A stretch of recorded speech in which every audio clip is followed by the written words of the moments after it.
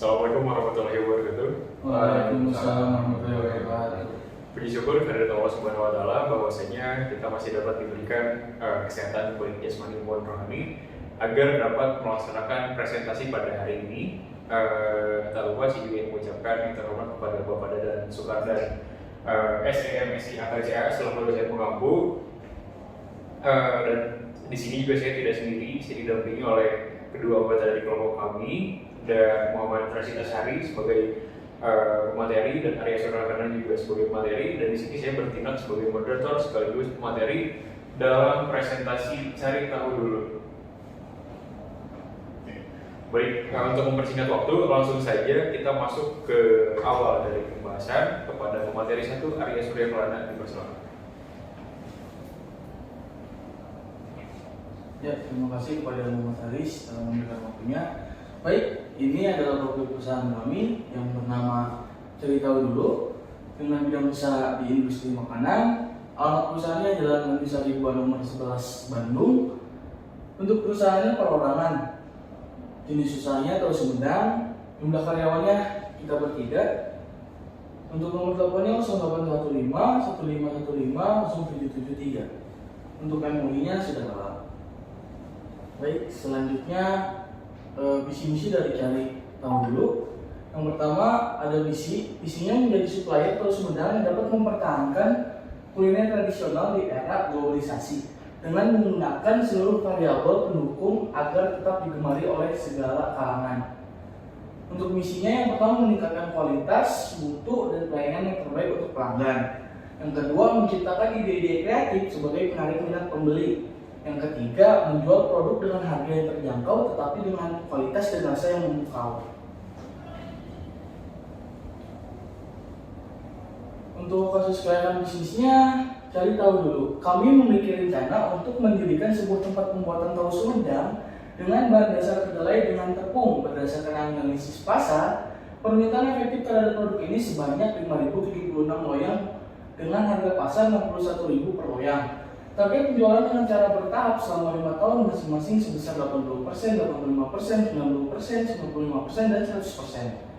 Menurut informasi yang diperoleh dari produsen terdahulu, data modal kerja yang dibutuhkan dalam investasi tersebut adalah sebagai berikut.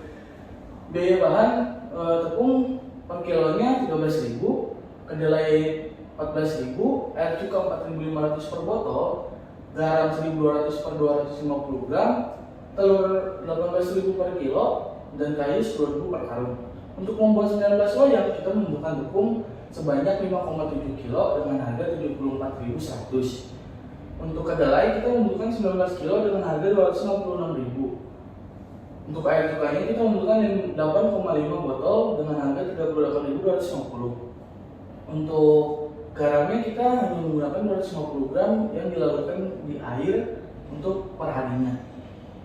Untuk telur kita membutuhkan 19 kg dengan harga 342.000. Untuk kayunya kita hanya menggunakan 1 karung per hari, yaitu 10.000. Kasus kelayakan bisnis, upah langsungnya kita akan memberikan upah langsung 2.500 per loyang. Untuk BOP variabelnya 6.000 per minggu. Untuk gaji karyawan pabriknya 1,2 juta per bulan. Untuk listriknya 50.000 per bulan. Dan beban administrasi dan pemasarannya 20.000, yaitu hanya bensin.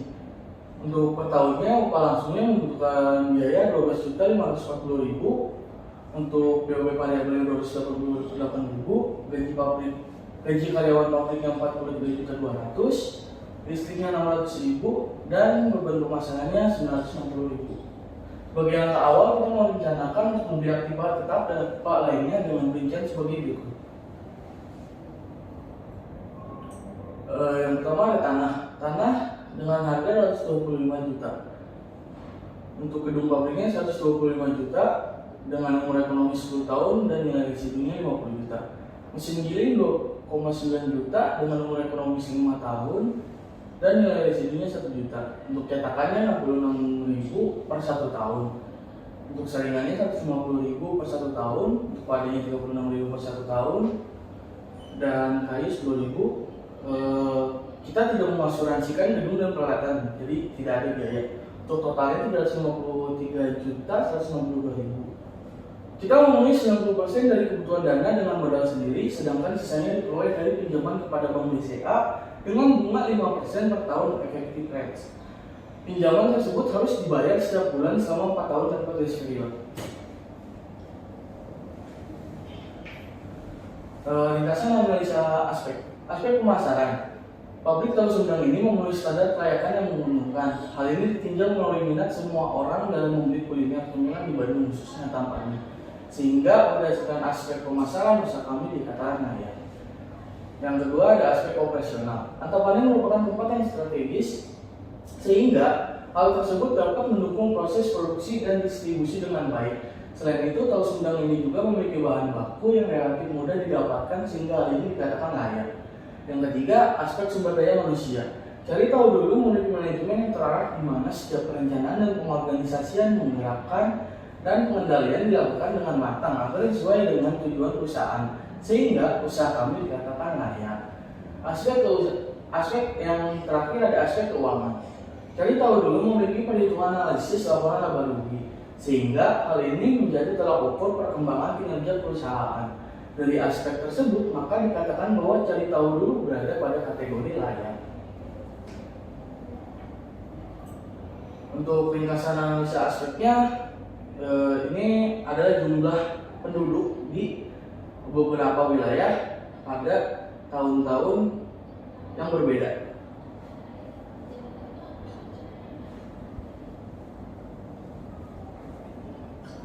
Aspek pemasarannya, pengukuran permintaan. Untuk mengukur permintaan suatu produk, kami menggunakan jumlah penduduk Cibiru, Antapani, Kiara Condong, Buah Batu, dan Sukajadi dari tahun 2018 sampai 2022.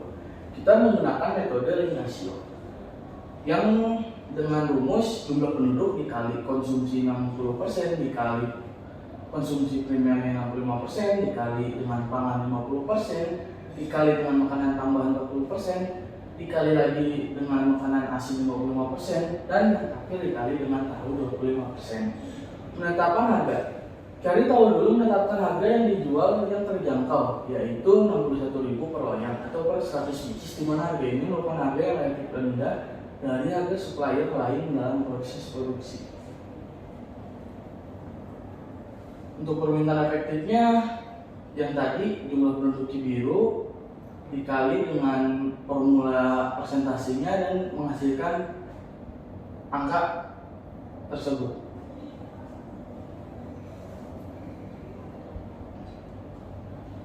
Untuk ini aspek pemasaran di wilayah Cibiru pada tahun 2018 jumlah penduduknya 21.943 dengan formula yang tadi disebutkan sama persentase dikalikan dan menjadi permintaan efektif sebesar 235 dan pada tahun ke bawahnya masih relatif sama rumusnya. Lalu untuk X-nya itu dari rumus yang sudah diajarkan oleh Pak Dadan. Untuk X-nya itu permintaan efektif dikali dengan X-nya yang menjadikan hasilnya tersebut. Kemudian X kuadratnya X dikali kuadratkan. Jadi misal 1 pangkat 2 menjadi 1.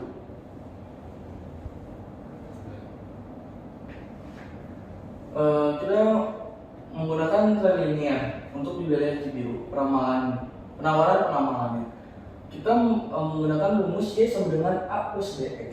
Untuk rumus mencari A-nya yaitu delta Y per N. N-nya itu adalah jumlah tahun. Untuk rumus B-nya kita menggunakan delta Y dibagi X kuadrat. Jadi hasilnya bisa dilihat seperti ini. Baik, selanjutnya itu untuk aspek pemasaran di daerah Antapani dengan pada tahun 2018 jumlah penduduknya sebesar 16.323 dengan formula masih sama, yaitu 60%, 65%, 50%, 40%, 50%, dan 25%. Lalu dengan permintaan efektifnya sebesar 196. Untuk dari tahun 2018 sampai tahun 2022 nanti bisa dilihat. Lalu untuk permintaan efektifnya dikali dengan nilai X yaitu min 2, maka menghasilkan nilai X-nya min 392 dan nilai X kuadratnya 4. pada tahun 2019 permintaan efektifnya 200 dikali dengan nilai X min 1, lalu hasil nilai X nya itu min 200 dengan nilai X kuadratnya 1.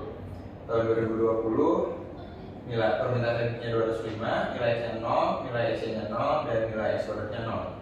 Pada tahun 2021 permintaan efektifnya 208, nilai X nya 1, nilai X nya 208, dan nilai X kuadratnya 1. Pada tahun 2022 permintaan efektifnya 208, nilai X nya 2, dan nilai X nya 416, dan nilai X kuadratnya 4. Lalu untuk total permintaan efektifnya sebesar 1017, nilai X nya 0, nilai X nya 32, dan nilai X kuadratnya 10. Lalu metode trilinearnya, nilai A nya itu 203 dan nilai B nya 23,7.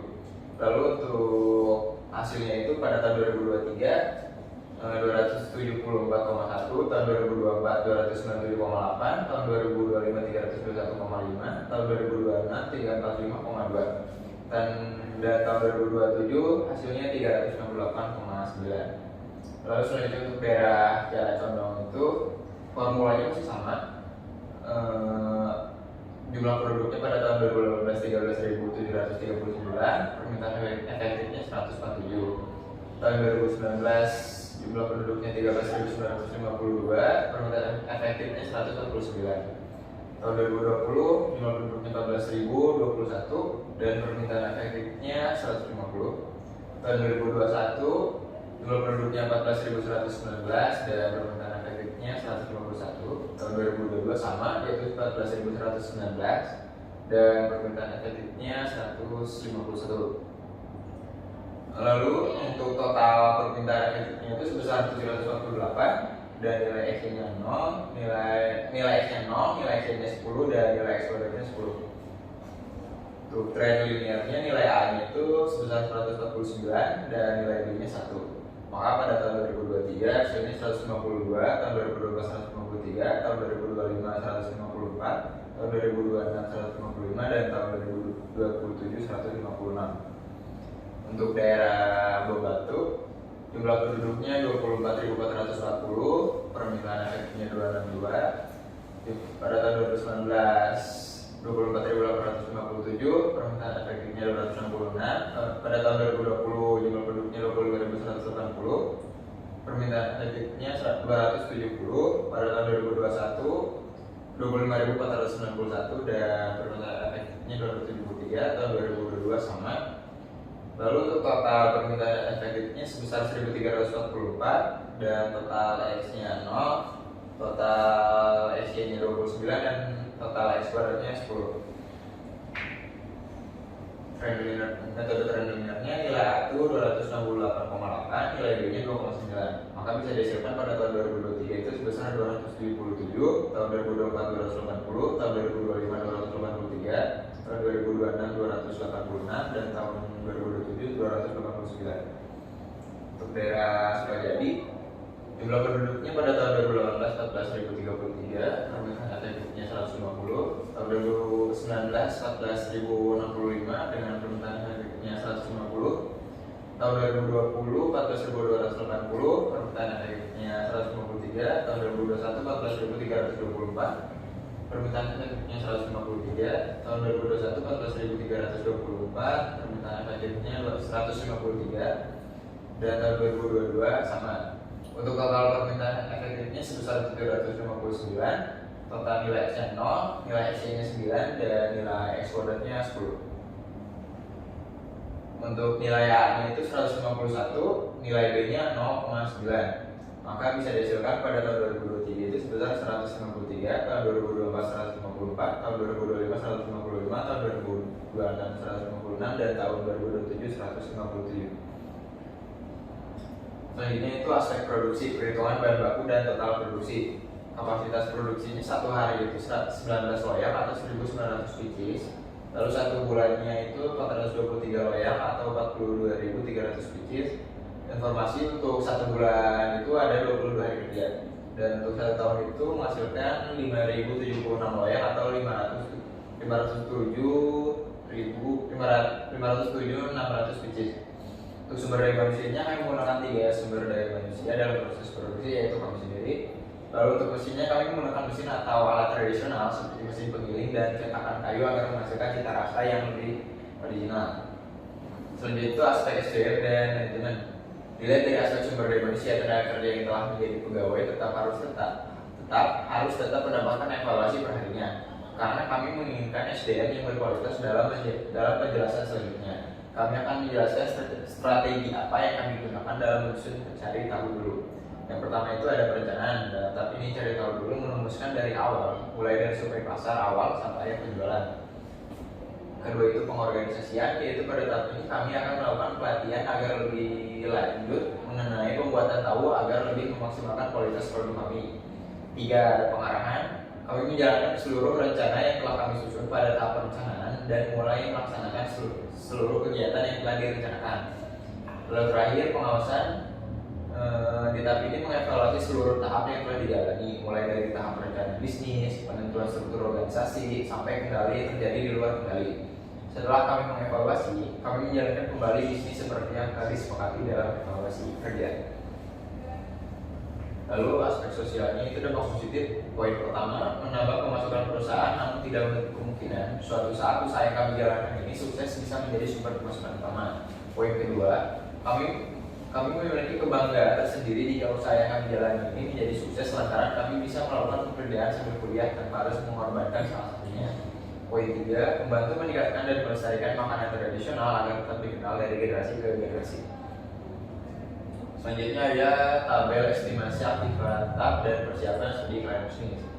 Untuk nama asetnya itu, yang pertama ada tanah dengan harga perolehannya 225 juta.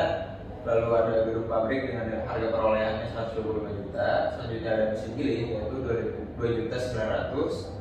Lalu cetakan sebesar 66.000 per 3 pieces dalam 1 tahun. Lalu saringan 150.000 per 6 pieces dalam 1 tahun. Wadah 90.000 per 3 pieces dalam 2,5 tahun. Lalu ada kayu 10.000 per karung harian. Asuransi gedung dan peralatan tidak ada. Lalu jumlah investasinya itu sebesar 353.216.000. Baik, selanjutnya merupakan laporan laba rugi dari tahun 0 hingga tahun kelima. Di sini ada data penjualan, beban variabel, lalu ada laba kontribusi, beban tetap, dan lain-lain. Jadi penjualan di tahun pertama itu Rp247.708.000, naik hingga tahun kelima mencapai Rp309.636.000. Lalu ada beban variabel, ada biaya bahan. Dari tahun pertamanya Rp104 juta, naik hingga tahun kelima Rp130 juta. Lalu ada BOP variabel dari tahun pertamanya Rp81.219.000, naik juga hingga tahun kelima mencapai Rp101.520.000. Ada upah langsung dari tahun pertama Rp10.152.000, naik hingga tahun kelima sebesar Rp12.690.000. Lalu ada jumlah biaya variabelnya, kita totalkan semua variabel ini mencapai Rp196.136.000. Tahun keduanya Rp208.395.000, tahun ketiga Rp220.653.000, tahun keempatnya Rp232.912.000, tahun kelimanya Rp245.170.000. Maka dari total tersebut kita mendapatkan laba kontribusi sebesar Rp51.572.000 pada tahun pertama. Lalu tahun keduanya Rp54.795.000, tahun ketiganya Rp58.018.000, tahun keempatnya Rp61.241.000, tahun kelimanya Rp64.465.000. Selanjutnya ada beban tetap, di dalamnya termasuk gaji karyawan, listrik air dan telepon, biaya pemasaran, penyusutan, amortisasi dan jumlah gaji tetap. Gaji karyawannya Rp2.400.000 ini dari tahun pertama hingga tahun kelima itu sama. Listrik air dan teleponnya Rp1.800.000 rata hingga tahun kelima. Biaya beban administrasi dan pemasaran ada Rp6.000 dari tahun pertama hingga tahun kelima. Lalu ada penyusutan Rp3.968.000 dari tahun pertama hingga tahun kelima. Amortisasinya 0, maka jumlah gaji tetapnya adalah Rp8.174.666 dari tahun pertama hingga tahun kelima. Lalu ada laba sebelum ada pajak Rp43.357.000 pada tahun pertama. naik hingga tahun kelima mencapai Rp56.290.000.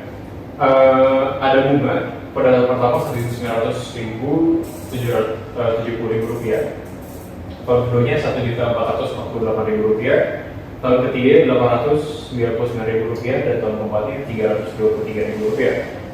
Maka laba sebelum pajak itu, cara mencarinya adalah laba sebelum bunga dan pajak dikurangi bunga.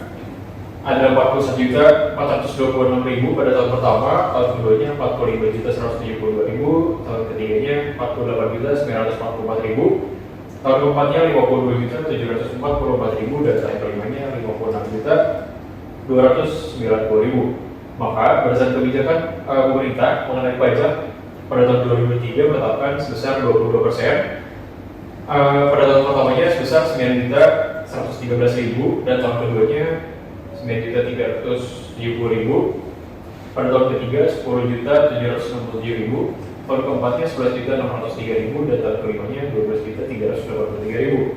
Maka kita dapat menghitung laba setelah pajak pada tahun pertama sebesar Rp32.312.000, pada tahun kedua sebesar Rp35.234.000, pada tahun ketiga Rp38.176.000, tahun keempatnya Rp41.140.000, dan tahun kelimanya Rp43.906.000. Selanjutnya ada price kas bersih, ada average earning after tax. Pada tahun pertama Rp38.154.000, ada pada tahun kedua Rp39.614.000, tahun ketiga Rp41 juta, tahun keempatnya Rp42.523.000, dan tahun kelimanya Rp43.106.000. Apabila kita rata-ratakan, maka totalnya adalah Rp205.273.750. Lalu ada average initial investment, proporsinya adalah investasi awal 2002, menghasilkan dana sebesar Rp176.576.000. Maka IRR-nya adalah 116,25%. Maka metode ini dikatakan fair.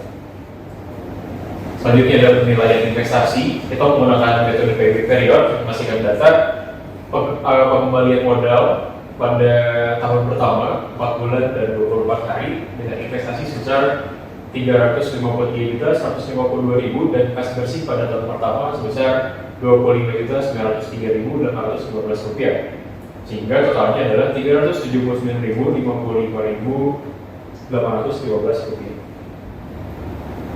Selanjutnya menggunakan net present value. Yang kita cari ini merupakan data dari tahun 2018 hingga tahun 2022. Earning after tax-nya sama seperti barusan, penyusutannya juga sama dari tahun pertama hingga tahun kelima rata.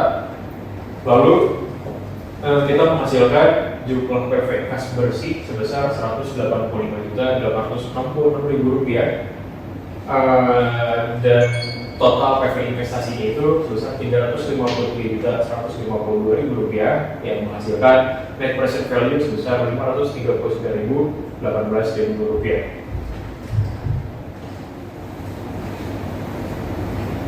Jadi dapat disimpulkan bahwa usaha ini layak karena memiliki NPV yang positif, yaitu Rp539.018.000. Lalu ada profitability index, rumusnya adalah PV kas bersih dibagi PV investasi.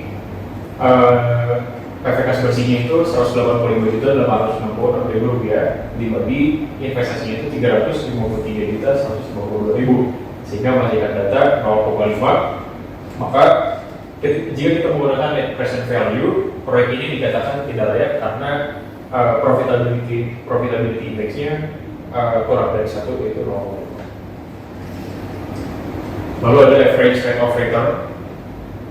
Pertama kita mencari total rata-rata yang terlebih dahulu. Jadi dari tahun pertama hingga tahun kelima kita totalkan mencapai Rp190.794.000. Lalu kita rata-ratakan dibagi 5 menjadi Rp38.158.000. Lalu rata-rata investasi Rp353.152.000, maka hasilnya adalah Rp176.576.000. Lalu ada initial rate of return atau IRR, rumusnya adalah rata-rata earning after tax dibagi rata-rata investasi. Rata-rata IRR itu Rp38.158.965 dibagi rata-rata investasinya sebesar 176.576.000, maka menghasilkan angka sebesar 0,69, maka proyek ini dikatakan layak. Ini merupakan kesimpulan dari presentasi kita hari ini.